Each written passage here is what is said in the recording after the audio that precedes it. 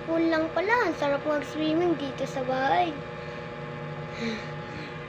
Masarap ay, nalun. Oh, ganun. Hala, anong ginagawa nun?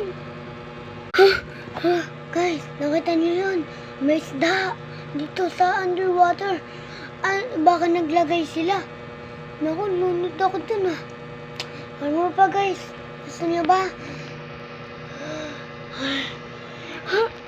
Ay bata, kakainin na kita, kaya tumakbo ka na.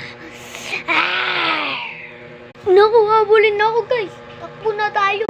Guys, takbo na ako. Bahala kayo sa ala.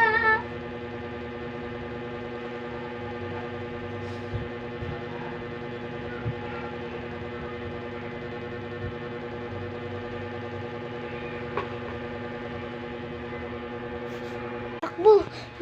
Guys, takbo.